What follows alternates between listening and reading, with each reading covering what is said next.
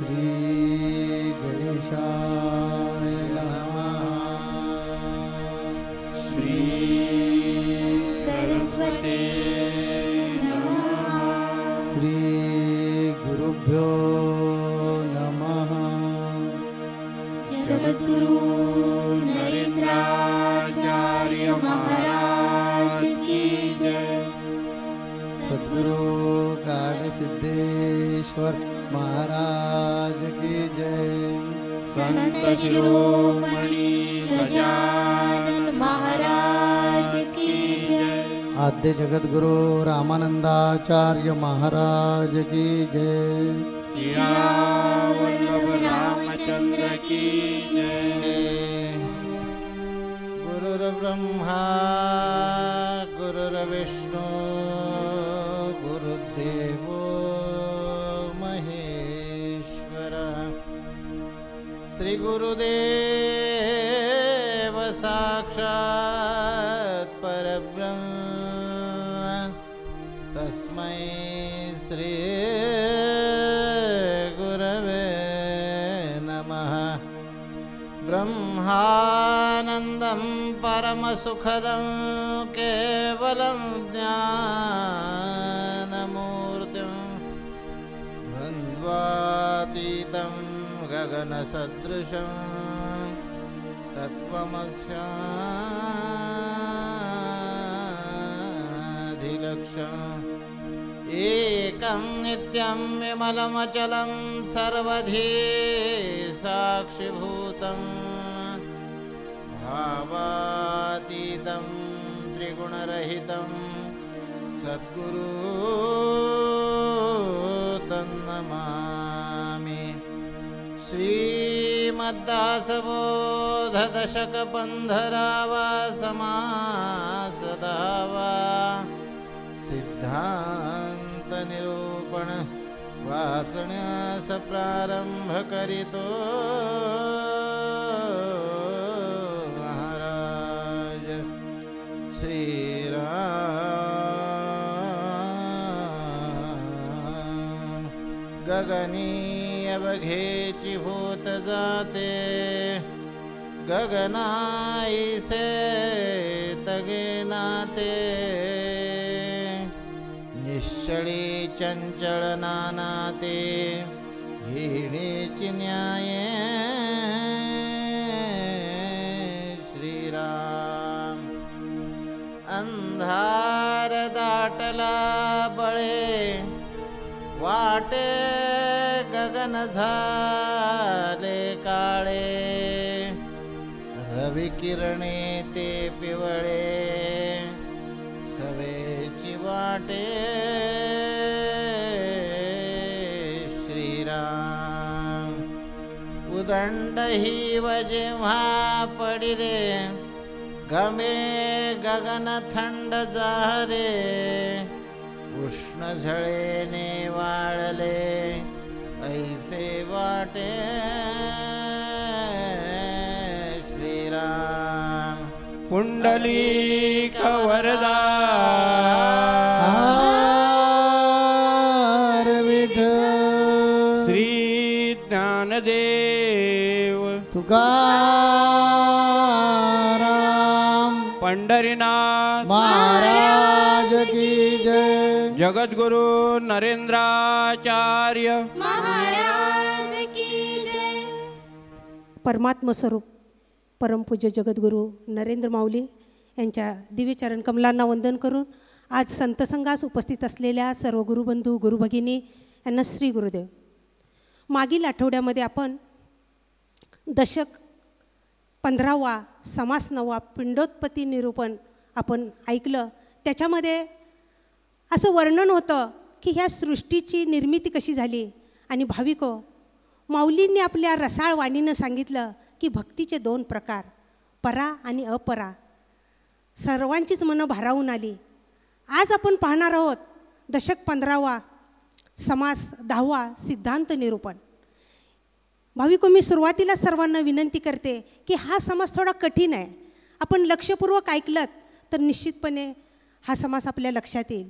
शुद्ध जाणीवेची ओळख करून देताना शुद्ध जाणीव कशी असते याचं उदाहरण देताना समर्थांनी काय सांगितलंय की आपण आकाश पाहतो, आकाशामध्ये जर बाहेर आपल्याला अंधार दाटला असला तर आपल्याला आकाश काळं दिसतं, सूर्याच्या प्रकाशात आकाश पिवळं दिसतं, खूप उष्णता झाली की आकाश वाळल्यासारखं दिसतं, खूप थंडी पडली की आकाश थंड झाल्यासारखं दिसतं.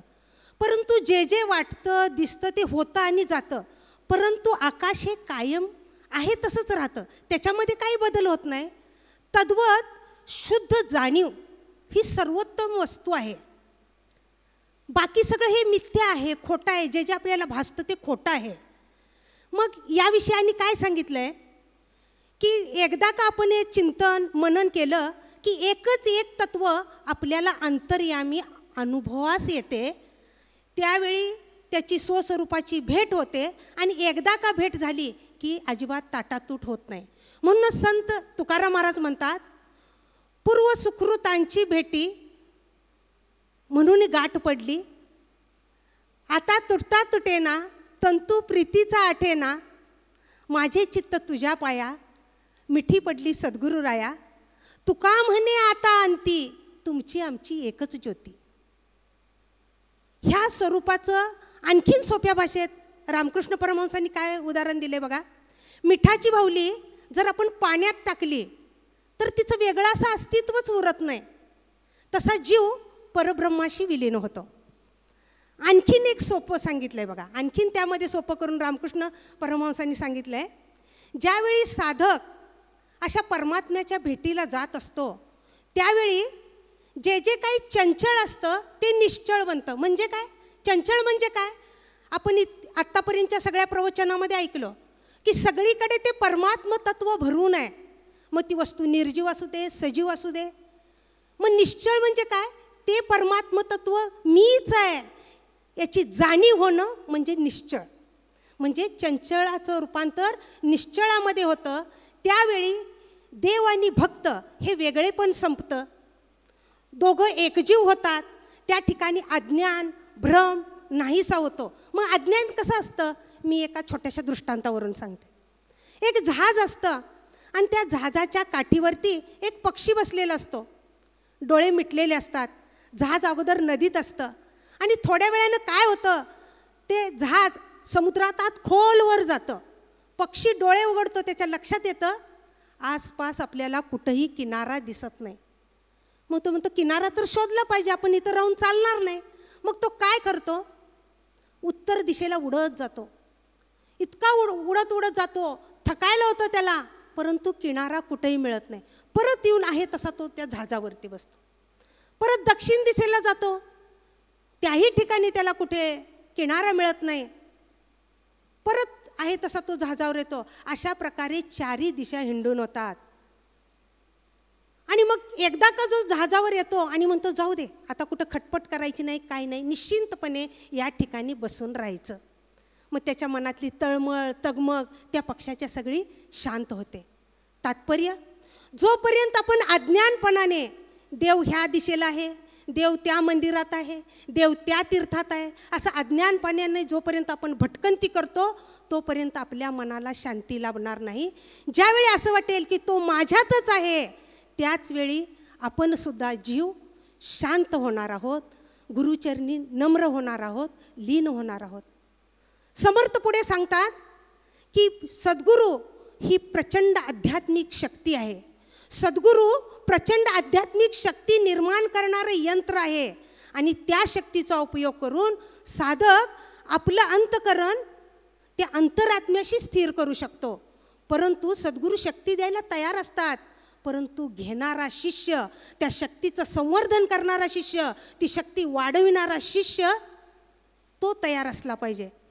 गुरु शक्ती ज्या पद्धतीनं देतात शिष्याला त्या पद्धतीला दीक्षा असं म्हटलं जातं आणि या दीक्षेलाच अनुग्रह म्हटलं जातं. समर्थांनी या समासामध्ये अनुग्रहाचे प्रकार दिलेले आहेत. परंतु आपल्या जगद्गुरू नरेंद्र माऊलींनी मुक्तीचे राजमार्ग या पुस्तकामध्ये अतिशय सोप्या भाषेमध्ये आपल्याला समजेल अशा भाषेमध्ये ह्या अनुग्रहाचे 8 प्रकार दिलेले आहेत. पहिलं म्हणजे शब्द दीक्षा. गुरुमंत्राचा उच्चार करतात, उच्चार सांगतात, हा मंत्र कानात सांगत असल्यामुळे त्याला कानमंत्रही म्हणतात. आणि या कानमंत्राचा अर्थ आहे तू ब्रह्म आहेस. या ध्वनी लहरी साधकाच्या अंतरंगामध्ये जाऊन आत्मतत्वाला जागृत करतात आणि त्याला तसा अनुभव येतो. याला शब्ददीक्षा म्हणतात. ही शब्ददीक्षा आपली जगद्गुरू नरेंद्र माऊली आपल्याला देतात. दुसरी दीक्षा आहे स्पर्श दीक्षा. गुरु आपल्या शरीराचा स्पर्श साधकाला करतात आणि स्पर्शाद्वारे आपली शक्ती साधकाच्या शरीरामध्ये संक्रमित करतात. हीच स्पर्श दीक्षा ज्ञानेश्वर माऊलींच्या डोक्यावरती निवृत्तीनाथांनी ज्यावेळी हात ठेवला, त्यांचा स्पर्श झाला निवृत्तीनाथांचा, त्यावेळी त्यांना दिव्य ज्ञान प्राप्त झालं. मधुबनात तपश्चर्या करणाऱ्या ध्रुव बाळाच्या गालाला ज्यावेळी भगवंतांनी आपल्या हातातला शंखाचा स्पर्श केला, त्यावेळी वेदांनाही जे अगम्य होतं असं ज्ञान ध्रुव बाळ आपल्या मुखातून वधू लागला. स्वामी विवेकानंदांना सुद्धा रामकृष्णाने अशी दीक्षा दिली. श्री गुरुदेव माऊली. पुढची दीक्षा आहे दृक् दीक्षा. दृक् म्हणजे पाहणे. गुरूंच्या कृपा कटाक्षामध्ये एवढं सामर्थ्य असतं की शिष्याचं अंतकरण पूर्ण बदलून जातं. या दृक् दीक्षेचे मानकरी माऊलींनी लिहिलंय त्या पुस्तकामध्ये अगदी मोजके लोक होतात. कारण घार जशी आकाशामध्ये फिरत असते, परंतु तिचं लक्ष जसं पिलाजवळ असतं, तसा हा दृक् दीक्षेचा प्रकार आहे. म्हणूनच तर दृक् दीक्षा घेणारे लोक भाग्यवान असतात, कारण त्यांच्याशिवाय गुरूंना चैन पडत नसतं. त्यांची सतत आठवण गुरूंना येत असते. म्हणूनच तर भगवान श्रीकृष्णांना अर्जुनाची सतत आठवण यायची, कारण अर्जुन हा केवळ नातेवाईक नव्हता, तर पट्ट शिष्यसुद्धा होता. पुढची दीक्षा आहे स्वप्न दृष्टांत दीक्षा. याच्यामध्ये साधक इतका उपास्य देवतेसाठी व्याकुळ झालेला असतो, ते तन मन धन त्या उपास्य देवतेला अर्पण केलेलं असतं. आणि अशा वेळी स्वप्नात येऊन जी दीक्षा दिली जाते त्याला स्वप्न दृष्टांत दीक्षा असं म्हणतात. ही दीक्षा तुकाराम महाराजांना बाबाजी चैतन्य महाराजांनी दिली होती. त्याच्या पुढची दीक्षा आहे दर्शन दीक्षा. याच्यामध्ये साधकाचं नितांत प्रेम आपल्या गुरूंवर असतं आणि त्या साधकाच्या प्रेमापोटी त्या उपास्य देवतेला दर्शन द्यावं लागतं. दर्शन दिलं की त्या दोघांची गाठभेट होते. याचा अर्थच असा, त्यांनी उपास्य देवतेनं त्यांचं शिष्यत्व गुरुत्व स्वीकारलेलं असतं, त्या साधकाला शिष्य म्हणून स्वीकारलेलं असतं. ही दीक्षा जगद्गुरू नरेंद्र माऊलींना गजानन महाराजांनी दिली होती. तीर्थ दीक्षा साधकाच्या प्रेमापोटी, त्याच्या तळमळीपोटी उपास्य देवतेला आपल्या त्या साधकाला तीर्थ द्यावं लागतं त्याच्या आत्मोन्नतीसाठी. आणि अशी तीर्थ दीक्षा गजानन महाराजांनी जानराव देशमुखांना दिली होती. पत्र दीक्षा. काही वेळा साधकाला आपल्या गुरूंना भेटण्यासाठी वेळ नसतो, किंवा गुरूंनाही काही परमार्थिक कार्यामुळं आपल्या शिष्याला भेटायला वेळ नसतो, त्यावेळी पत्राद्वारे ही शिक्षा दिली जाते. अशी दीक्षा छत्रपती शिवाजी महाराजांना रामदास स्वामींनी दिली होती. आणि शेवटची दीक्षा आहे असंकल्प दीक्षा. म्हणजे गुरु काही इच्छित कार्यासाठी त्या साधकाचं गुरुत्व स्वीकारतात, त्या कार्यासाठी संकल्प सोडायला लावतात आणि तो संकल्प सिद्धीस जावा यासाठी स्वतःतील शक्ती देतात. याला असंकल्प दीक्षा म्हणतात. ही दीक्षा नारदांनी वाल्या कोळ्याला दिली होती, म्हणूनच वाल्याचे वाल्मिकी झाले.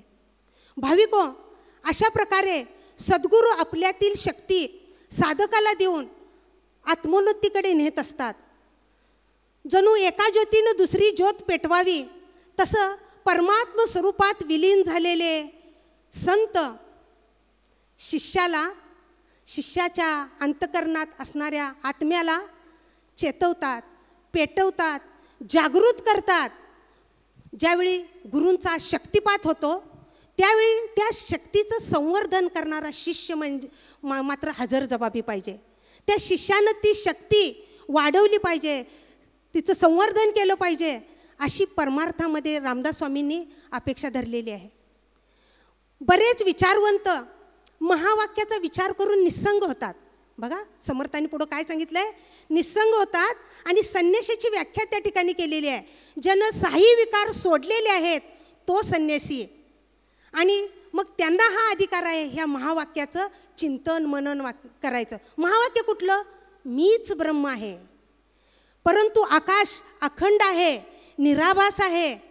तसं हे परमात्म तत्व अखंड आहे, त्याचं चिंतन करायला पाहिजे, मनन करायला पाहिजे, निधी ध्यास लागला पाहिजे. त्यावेळीच त्या वाक्याचा अर्थ कळतो. मी ब्रह्म आहे या वाक्याचा अर्थ कळतो. एकदा का अर्थ कळला की असे ज्ञानी पुरुष स्वस्वरूपामध्ये रमू लागतात. देह त्यांचा प्रारब्धावर सोडला जातो, टाकला जातो आणि त्यांच्या वासना दग्धबीज होतात. दग्धबीज म्हणजे काय, ज्याप्रमाणे आपण जे जमिनीत बी पेरतो ते जर भाजलं तर ते वाढत नाही, त्याला मोड येत नाहीत बघा. म्हणून तर इथं माझ्या संतसंघाला बसलेल्या भगिनी जे कडधान्य आहेत मूग वगैरे ते किडू नयेत म्हणून भाजून ठेवतात. का, त्याला किडी लागत नाही आणि त्याची वाढही होत नाही. तसं या ज्ञानी पुरुषांच्या वासना दग्धबीज झालेल्या असतात, ज्ञानाग्नीनं जळून खाक झालेले असतात. याचं मला उदाहरण द्यावंसं वाटतं. आपल्या हिंदू धर्मामध्ये एक महान संत होऊन गेले राका कुंभार म्हणून. एक त्यांची पत्नी त्याच लेवलची होती. एकदा दोघं जंगलातून चालत असतात आणि एका बांधावरून जाताना त्यांना एक सोन्याचा दागिना दिसला. राका कुंभारांना दिसल्यावर त्यांनी काय विचार केला, या दागिन्याचा मोह माझ्या पत्नीला होऊ नये म्हणून ते पायाने माती ढकलतात त्या दागिन्यावरती आणि पुढे जातात. पत्नी मागून येते आणि म्हणते, धनी हे काय केलं? त्या ते म्हणतात, काय केलं? अहो मातीवरच माती टाकलीत का? तात्पर्य, संतांच्या दृष्टीनं ही संपत्ती ऐश्वर्य सगळं मातीमोल असतं. माझ्या डोळ्यात देखत घडलेलं उदाहरण आहे. मी प्रबोधनकारांच्या मिटिंगला आले होते. माऊलींना एका व्यक्तीने 3-3.5 तोळ्याची चेन असेल हातामध्ये दिली आणि सांगितलं, माऊली ही मी आपल्यासाठी बनवून आणली आहे. माऊली म्हटली, मी काय करणार आहे, मी तर असे दागिने वगैरे घालत नाही. तर नाही माऊली, माझ्या इच्छेका तर आपण घातलीच पाहिजे. माऊली म्हटले, नाही तुम्ही भक्तीचं एखादं नवस करा, मी ते मान्य करेन, पण मला ही चेन वगैरे नको आहे, ही तुमची तुम्हाला घ्या. तुम्हाला द्यायचीच असेल तर संस्थांमध्ये जमा करा, त्याची रीतसर पावती घ्या. ती व्यक्ती ऐकली नाही. माऊलींनी त्याची चेन त्यांच्या हातात देऊन टाकली. दुपारी माऊली घरी गेले आणि प्रबोधनकारांच्या मिटिंगला परत 3 वाजता आले. निवासस्थानात जाऊन आले आणि माऊलींनी तो प्रसंग गुरुमातेंना सांगितला होता. गुरुमातेंनी काय भाविक उत्तर दिलं होतं माहीत आहे? आम्ही ते आमच्या कानाने माऊलींच्या मुखातून ऐकलं होतं. माऊलींना गुरुमातेंनी सांगितलं, बरं झालं ती बाहेरची पिढा बाहेरच तुम्ही देऊन आलात, ते घरी आणली नाहीत, ते बरं झालं. अशी ही संतांची वृत्ती असते. त्यांच्या वासना अशा दगदबीत झालेल्या असतात.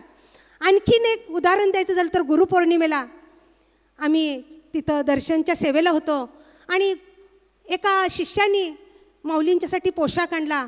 बरोबर गुरुमातांच्यासाठी साडीही होती त्याच्यामध्ये.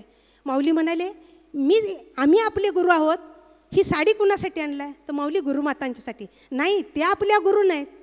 मग माऊलीने ती साडी काढली, त्या शिष्याच्या हातामध्ये दिली. नाही, मी माझा पोशाख स्वीकार करतो, पण हे नको. तो शिष्य ऐकला नाही. त्यावेळी माऊलींनी तीच साडी घेतली आणि रत्नागिरीच्या पिळणकर मॅडमना सांगितलं, हे आमच्याकडून भेट तुम्हाला ठेवून घ्या म्हणून. अशी असते संतांची वृत्ती.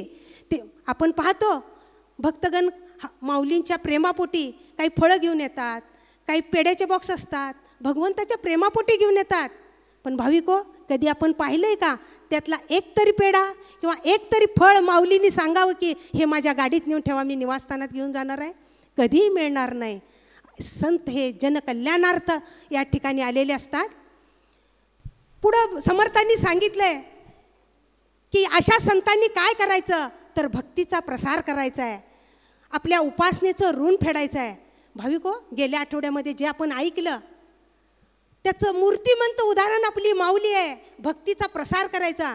माऊलीनं काय अशोक होतं, माऊलीने जर म्हटलं असतं की नाही मला जो आत्मसाक्षात्कार झाला आहे, माऊलींना वयाच्या अवघ्या 25व्या वर्षी आत्मसाक्षात्कार झाला, आणि जर माऊलींनी म्हटलं असतं काही नाही मी माझ्या कुटुंबापुरतंच ते ज्ञान ठेवेन, तर आपली काही सक्ती होती का हो? नाही ना? पण आपल्या सर्वांचा उद्धार करण्यासाठी त्यावेळपासून माऊली अहोरात्र फिरतायत. भारत देशच नव्हे तर परदेशात सुद्धा माऊलींच्या प्रवचनाचे दौरे होत आहेत. किती माऊलींना त्रास झाला तरी कधी तोंडातून शब्द न येता ते आपल्याला भक्ती मार्गाला लावतायत. कदाचित माऊली आपण भेटला नसतात तर मला काहीच सांगायला लाज वाटत नाही. आम्ही मानव देहातले पशुच होतो. चाहडी निंदा जनाची, अखंड चिंता धनाची. आणि काय काय तेच द्वेष, मत्सर, ईर्ष्या, ह्याच्या पलीकडे आमच्याकडे माऊली काहीच नव्हतं. आपण भेटलात आणि जीवनाचा खरा अर्थ कळला. आपण भेटलात आणि भक्तीची आवड निर्माण झाली. आणि आपण भेटलात आणि आमच्यात माणूस पण आलं. आपण क्षणभंगूर आहोत. एकदा पाण्यावर आलेला बुडबुडा जसा फुटून जातो एवढंच आपलं अस्तित्व आहे. आणि त्यामुळे त्याच्या जवळ लीन राहिलं पाहिजे. आपण संत संगती देऊन चांगले गुण घेतले पाहिजेत. आणि हा गर्व, अहंकार, घमेंड ह्या सगळ्या गोष्टींचा त्याग केला पाहिजे. एवढा जरी आम्ही संत संघातून शिकलो तरी खूप भरपूर होईल. कारण ही घमेंड, हा गर्व हा इथंच राहणार आहे, सोबत काहीच जाणार नाही. म्हणून मी नेहमी सांगतो, मेल्यानंतर जर लोकांच्या डोळ्यांच्या पापण्या पाणवल्या तर नक्की समजायचं आपण प्रचंड प्रॉपर्टी केली होती. आणि लोक जर म्हणाले मेल्यानंतर, बरं झालं बाबा गाव सुटला त्याच्या दाचातून, एक कटकट गेली असं म्हटलं की नक्की समजायचं आपण काहीही कमवलेलं नाही. आणि असा नेहमी प्रयत्न करायचा की लोक आपल्यासाठी हळहळले पाहिजे. अरे या देवाच्या हातामध्ये तुझ्या मुळे होती देते रंक आणि राव. हा देव एखाद्या रंकाला राव करतो. आणि घमेंड धरली तर रावणासारखा रावाला रंकसुद्धा करून टाकतो. आणि म्हणून त्याच्यापुढे कधी घमेंड धरायची ना. 3.5 फुटाचा देह प्रत्येकाच्या हातून त्याचा देह जर मोजला तर फक्त 3.5 फुटच आहे. तर या 3.5 फुटाच्या देहाला इतकी जी घमेंड असते ती घमेंड आपल्याला विनाशाकडे घेऊन जाते. आणि म्हणून संतांचा दरबार, म्हणून संतांची संगत, म्हणून संतांच्या सहवासात यायचं. आणि संत सहवासामध्ये आपली वाणी, काया वाचा मन पवित्र करायचं. हे काया वाचा मन पवित्र होण्यासाठी त्याचं सतत नामस्मरण आपल्या ओठावर आलं पाहिजे. मान सन्मानाची अपेक्षा धरण्याची गरज नाही. मान आपोआप मिळत असतो. तुम्ही मान मान मान मान करत जाता ज्यावेळी त्यावेळी कोणी मान देत नाही. मान मागायचा नसतो, लक्षात घ्या, मिळवायचा असतो. मागून कोणी देत नाही, मान मिळवायचा असतो. आणि ते मिळवणं आपल्या हातामध्ये असतं. म्हणून माझी शिकवण जरी आपण आज लक्षात ठेवली, मी काय सांगितलं, बोलणार असाल तर विनम्र बोला, भेटणार असाल तर सद्गुरूंना भेटा, सोडणार असाल तर आपल्यातले दुर्गुण सोडा. एवढी जरी शिकवण की सद्गुरू कसे असतात बघा. मगाशी ताईंनी सांगितलं की जीवनामध्ये सद्गुरू आल्यानंतर आपल्याला बऱ्याच काही गोष्टी शिकता येतात. त्यांच्यामधला जी लीनता, विनम्रता, शालीनता हे जे दैविक गुण आहेत ते पाहण्यासारखे असतात, शिकण्यासारखे असतात, अभ्यासण्यासारखे असतात. मग आपण गुरूंचे चेले आहोत तर गुरूच्या चेल्याची जबाबदारीच असते जे आपल्या गुरूंमध्ये आहे ते गुण आपल्यामध्ये आपण आणले पाहिजेत, ते आपल्यामध्ये बिंबवले पाहिजेत. जर आपले गुरु कधी घमेंडीनं वागत नाहीत,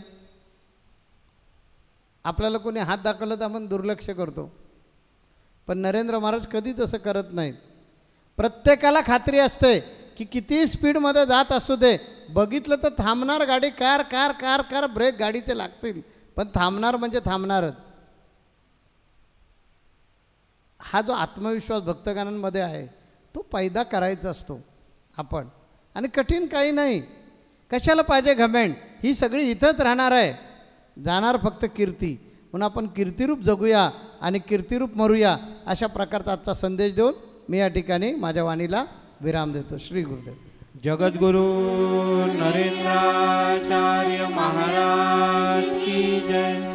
सद्गुरु काडसिद्धेश्वर महाराज, संत शिरोमणी गजानन महाराज, आद्य जगद्गुरु रामानंदाचार्य महाराज की जय, सियावर रामचंद्र की जय।